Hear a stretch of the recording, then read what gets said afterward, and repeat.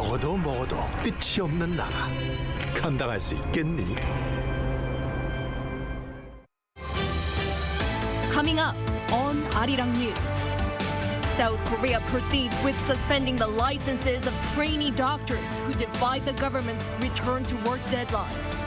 Despite warnings, thousands of them are still on a walkout, with some new interns and resident doctors having also given up their duties to join the protest. Fighter jets are ready for takeoff, marking the start of the annual combined military exercise between Seoul and Washington, the Freedom Shield. An array of joint drills on land, at sea, and in the air are conducted, strengthening combat readiness amid the North's escalating threats. While visiting the city of Daegu, President Yoon vows millions of dollars worth of investments for a new industrial lead for the city, with the new integrated airport to be built in 2030, a robot test zone, and an AI center.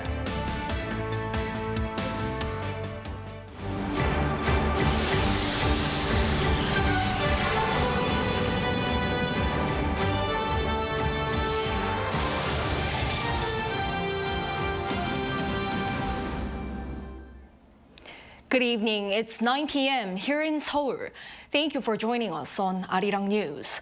We start with the ongoing standoff between the government and doctors in protest against the medical school quota expansion. South Korea is proceeding with legal action against doctors who defied the February 29th return-to-work deadline. The government is taking steps to suspend the licenses of thousands of junior doctors who are still on a walkout despite the final call. Our Shin-young has our top story. The government said on Monday that it had begun procedures to suspend the licenses of around 7,000 trainee doctors who have yet to return to work. It gave the doctors until last Thursday to return to work, but said it would grant leniency if they reported for medical duties at their hospitals by Sunday. However, those failing to do so would see the government commence administrative and judicial procedures, such as the suspension of their medical licenses for between 3 months and a year, or the seeking of official indictments. The latest count by the Ministry of Health and Welfare's inspection teams after Thursday's deadline showed that only 565 resident doctors had returned to work despite the warnings, with over 8,900 still absent from their posts nationwide. The ministry will continue inspections to confirm these numbers, allowing doctors to defend themselves through statements of opinion. The government plans to conduct on-site investigations to respond to violations according to the law and principles. In particular, strict and prompt measures will be taken against key officials responsible for the collective action that has led to chaos in the medical field. In the meantime, police have informed 5 former or current Korean Medical Association executives that they will be summoned for questioning between Wednesday and Thursday. This comes after search and seizure warrants were issued last week. The police have already imposed an overseas travel ban on 4 of them and will soon do the same for the remaining individual. A police investigation was started following an official complaint filed by the Health Ministry last Tuesday against the 5 officials, citing multiple allegations against them, including a possible violation of the medical law. Shin-young, Arirang News. And with thousands of doctors still on a walkout, hospitals are in chaos, facing shortages of doctors and medical services. But things are about to get worse, with some new interns and resident doctors having also given up their duties to join the protest. Our Song Yu-jin reports. As the nationwide walkout of trainee doctors enters its 3rd week, hospitals are grappling with an increasingly severe shortage of medical staff. Despite the government's warning of license suspensions for doctors who do not return to work, the majority of trainee doctors at hospitals across the country did not show up for duty on Monday. Here at Chungbuk National University Hospital in Chungcheongbuk-do Province, only 8 out of more than 120 who have received return-to-work orders showed up to work. Because of this, only 40% of hospital beds are currently in use, and its emergency room can only accept 1/3 of its usual patient load. The CT scan results have been delayed for 2 weeks now. We need the results as soon as possible to find the cause and proceed with the proper treatment. But the patient isn't feeling well, and the results aren't out yet, so it's frustrating. However, these hospitals are expected to face an even more dire shortage of staff due to the absence of new trainee doctors. Hospitals had hoped things would get better when newly appointed interns and residents were due to start in March. However, on Monday, the first workday of the month, even the country's 5 major hospitals located in Seoul did not see the majority of their new trainee doctors. Around 90% of soon-to-be interns at major hospitals in Seoul reportedly withdrew from signing their training contracts last week. While fellow doctors have been filling the healthcare void left by those who resigned, some hospitals are now seeing these doctors also leave their positions. For example, in Jeollanam-do province at Jeonnam National University Hwasun Hospital, out of the 52 new fellow doctors, 21 gave up their jobs, and 13 out of 16 did so at Joseon University Hospital in the city of Gwangju. In Daegu University Hospital in Cheonan, Chungcheongnam-do province, only 5 out of 10 fellow doctors have signed their contracts. To help address this medical void, since last month, 12 military hospitals have opened their emergency rooms. My father broke his hip joint, and because of his existing health issues, finding a hospital for surgery was a challenge. Many hospitals were unavailable due to the walkout, so we were feeling stuck. Then, we saw on TV that military hospitals were opening their emergency rooms to civilians. We gave them a call, they said yes, so we rushed to the hospital. According to Seoul's defense ministry, so far, more than 120 civilians have received medical services at these hospitals. 송유진, Arirang News. Shifting gears. Fighter jets are ready for takeoff, marking the start of the annual combined military exercise between Seoul and Washington, the Freedom Shield. Around 48 joint drills on land, at sea, and in the air are conducted, which is double compared to last year, upgrading combat readiness amid the North's escalating threats. Our defense correspondent Choi Min-jung reports. South Korea's F-15K fighter jets have arrived at the U.S. Air Force Base in the city of Pyeongtaek to begin Seoul and Washington's first buddy squadron training of the year. The 5-day training began as the Allies on Monday kicked off their annual combined military exercise, Freedom Shield. Monday's air drill is one of many field training exercises conducted during Freedom Shield. This year, there are a total of 48 combined drills on land, at sea, and in the air, double the number in the same period last year. They also conduct computer-simulated command post training with a focus on countering North Korea's nuclear operations. It's based on scenarios that reflect a range of threats within the security environment, such as detecting and intercepting cruise missiles.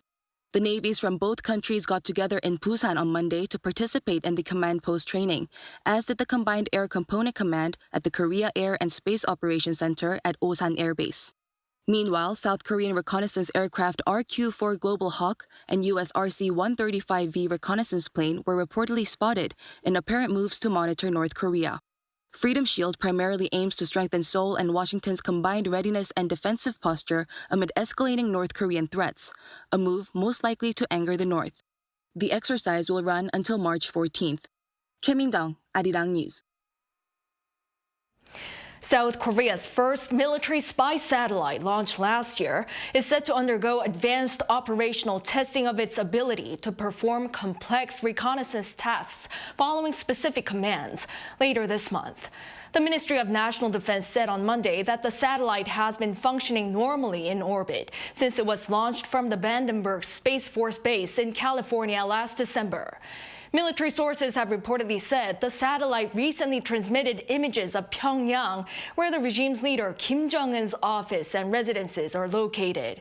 The satellite is expected to begin tasked reconnaissance missions by June or July. South Korea is set to launch another satellite in April from Florida and then a third in November. Neighboring China is hosting its largest annual political event starting today, and the country's economy remains high on the agenda.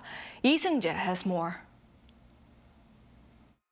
The National Committee of the Chinese People's Political Consultative Conference kicks off on Monday, with the National People's Congress opening on Tuesday, as China begins its largest political event of the year, known as the Two Sessions.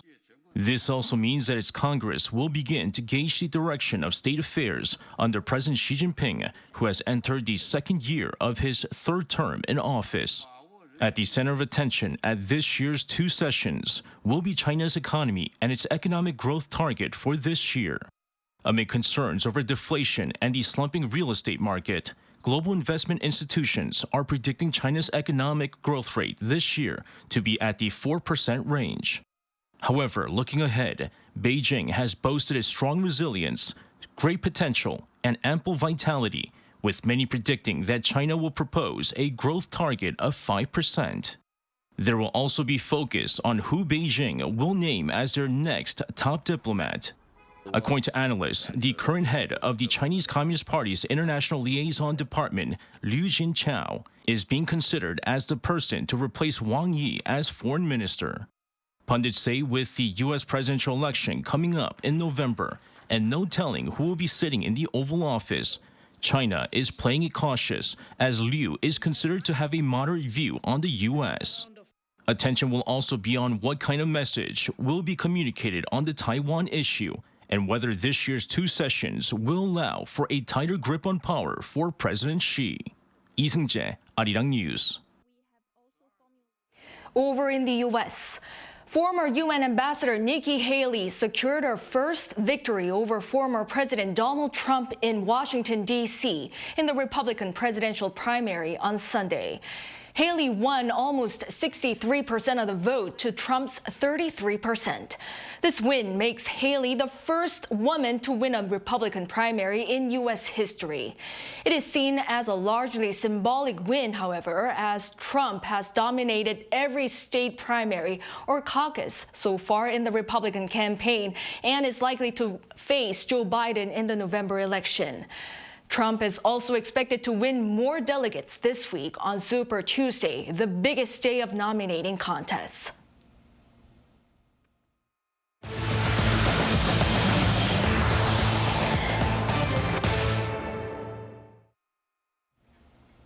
On the local front, while visiting the city of Daegu, President Yoon Suk-yeol vows millions of dollars worth of investments, promising to redraw the industrial map of that city with a new integrated airport to be built in 2030, a robot test zone, and an AI center. Our presidential office correspondent Oh Soo-young has the details. Daegu City will become a launchpad for South Korea's new leap forward, with multi-million-dollar plans to build a robot test zone and an AI data center there. That's according to President Yoon Suk-yeol on Monday, who held his administration's 16th round of policy discussions on people's livelihoods in the city of Daegu. Building on its traditional trade in machinery, metals and parts, Yoon pledged to redraw Daegu's industrial map, adding world-class infrastructure to support new cutting-edge technologies. 대구의 주력 산업도 AI, 빅데이터를 비롯한 첨단 디지털 기술과 융합하여 고도의 경쟁력을 갖게 될 것입니다. 대구 서남부는 로봇과 모빌리티 산업 거점으로, 대구의 동부는 AI와 디지털 산업 거점으로 키울 것입니다. The president pledged to back the city's plans to build a $157 million national robot test zone by 2028. The site will offer virtual and real-world settings and supportive facilities for developers to test diverse robots and software. Daegu will also build a national innovation district in its downtown area. The so-called Susong Alpha City will feature a $600 million AI data center built by telecom giant SK to drive world-class research and development in the digital sector by innovative firms of all shapes and sizes. To put the city on the global map, the administration will speed up the construction of a new integrated airport to 2030 and link it to a new high-speed rail line and a private expressway, each stretching from Daegu to upper counties in the wider Gyeongsangbuk-do province. Stressing the need for not only industrial but also cultural infrastructure, the president also said the city will build new entertainment venues in central Daegu to attract young people as well as tourists. It will also develop facilities at Mount Palgongsan, which was newly designated as a national park, as well as construct a contemporary art gallery and a musical complex to add to the city's cultural scenery. To further enhance the well-being of Daegu residents, the government will invest massively in medical schools at universities in and surrounding Daegu, as they increase the number of medical students to provide much-needed access to quality healthcare. This is in line with the administration's firm stance to expand the national enrollment quota on medical schools, which has remained unchanged for some 30 years, despite the sheer shortage of medical staff, especially in areas outside Seoul. Yoon began a series of policy talks in January to engage with citizens nationwide on specific issues affecting key industries, jobs and welfare in their regions. 오수영, Arirang News. Continuing his visit to Daegu on Monday, President Yoon Suk-yeol promised that the city's Palgongsan National Park will be hugely improved with better infrastructure such as hiking trails and parking lots. The president's comments came as he joined the celebrations for the park becoming the country's 23rd national park last May, as March 3rd is the National Park Day in South Korea. Once one gains national park status, its operation budget will be supported by the national government, which means more financial and infrastructure support. Palgongsan National Park is home to around 5,200 wildlife species and attracts more than 3.5 million people per year. South Korea's overall industrial output rose in January, marking an increase for 3 months in a row. But production in semiconductors sharply declined compared to the month earlier, and facility investment also retreated bigger than expected. Our economics correspondent Lee Soo-jin has the latest numbers. South Korea's overall industrial production and private spending rose during the first month of the year while investments fell. Data from Statistics Korea on Monday shows that industrial production in January inched up 0.4% compared to the previous month. That's the third increase in as many months. The agency attributed the rise mainly to a growth of more than 12% in construction production, which recorded an on-month rise for the first time since September last year. Output in the service sector also edged up 0.1% thanks to a robust demand for ICT services such as software development. Production in the manufacturing industry, however, saw a drop of 1.4% due to a decline in production levels in semiconductors. Chip production in January fell for the first time in 3 months, but this was mostly due to base effects from chip production posting a large growth in November and December, according to Statistics Korea. The chip sector overall and its exports are all doing well, so the index falling is mostly being seen as being due to base effects from it being so high in November and December last year. The index for January also was not very low, further indicating that this is due to base effects. Retail sales, a barometer for private spending and consumer demand, saw a rise of 0.8% as people spent more on non-durable goods such as cosmetics and gasoline. But facility investment saw a decline of more than 5% compared to the previous month on the back of a slump in investment in the machinery and transport sectors. The official from the agency added that construction orders, which plunged more than 50% on year, the largest decline seen in more than 13 years, indicates industry outlook uncertainty despite January's robust performance, thus requiring further observation. Lee Soo-jin, Arirang News. Staying on the economy, as grocery bills continue to burden households in Korea, more consumers are turning to convenience stores and frozen fruits. Our An Sung-jin explains why. Consumers in South Korea are adopting a variety of strategies to ensure they spend wisely amid rising consumer prices. According to Statistics Korea, the increase in the price of groceries up to January remained in the 6% range for the fourth consecutive month compared to the year before. As more people look for ways to save on living costs, retail industries have also been catering to demand. Convenience stores such as this one are following large retail stores and starting to sell own brand products, hoping to appeal to price-conscious consumers.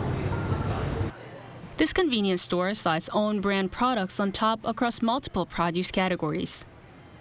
For example, an own brand pack of eggs here is 45% cheaper than other brands and is the most bought as well. And some own brand products are as much as 60% cheaper than other brands. Since large supermarkets are no longer as cheap, I go to convenience stores that are nearby. If snacks or drinks have the same ingredients, I tend to buy own brand products since they are cheaper. Data from the Korea Chamber of Commerce noted that South Korea's own brand product industry saw an on-year rise of 11.8% from the fourth quarter of 2022 to the third quarter of 2023. One way consumers have started saving money is by buying own brand products, which are cheaper but also reliable as they come from well-known retail stores. Own brand products in advanced countries already make up a large portion of grocery items. Soaring grocery prices are mostly driven by surging fruit prices, which saw a drop in supply due to abnormal weather conditions. Fruit prices soared 26.9% in January, which is the biggest jump since January 2011.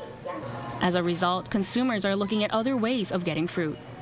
According to Korea's Customs Service, frozen fruit imports hit a record high last year. This retail store saw an increase of 119% in 2023 compared to the year before. I usually buy frozen strawberries or blueberries because they last longer and I can use them in juices. I also buy apples that have scratches at a cheaper price. Though the government has been making plans to address soaring grocery prices, including reducing tariffs on imported fruit, consumers will continue to find ways to spend wisely while prices remain high. An Sung-jin, Arirang News. In K-pop, BTS member V is releasing his new single, Friends, on March 15th at 1 p.m. Korea time. His agency, Big Hit Music, announced on Monday that it's a love song that takes inspiration from the pop soul R&B genre with English lyrics. V recorded the new track before he started his military service in December 2023 and is expected to be discharged in June 2025.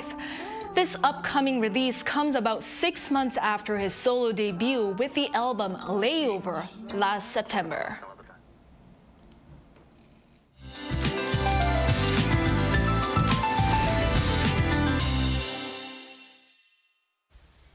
The last cold snap has receded and milder spring weather continued throughout the day today. However, ultrafine dust is a problem instead. Air quality will gradually recover as it will rain all over the country tomorrow. Starting with Jeju Island late in the afternoon, it will then rain on the south coast tonight. Rain clouds will gradually expand to the whole country tomorrow afternoon. Up to 60 millimeters of rain is expected on Jeju Island and up to 30 on the east and south coast. In the mountainous areas of Yeongdong and northeastern Gyeongsangbuk-do province, where the temperature is still low, the rain will turn into snowflakes. Until the day after tomorrow, up to 15 centimeters of heavy snow will fall in the mountainous areas of Gangwon-do province. Tomorrow morning, temperatures will be 3 to 6 degrees higher than today. Seoul 4, Daejeon, Gwangju, and Gyeongju 6 degrees Celsius. As for daily highs, Seoul will get up to 12, Busan 10 degrees Celsius.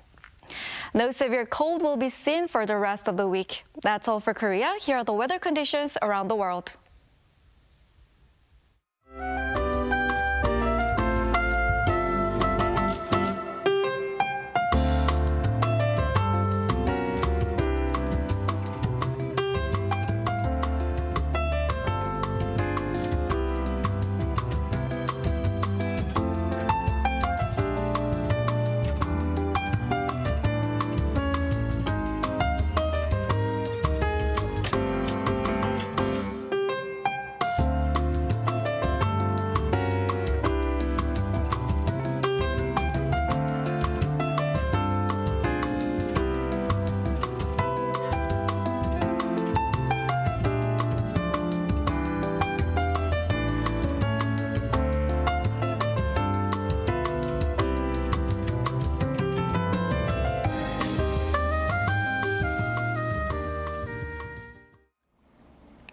Well, that is all for this newscast. Thank you for watching. We'll be back at 10 p.m. with the AI headline news. Hope everyone has a good start of the week.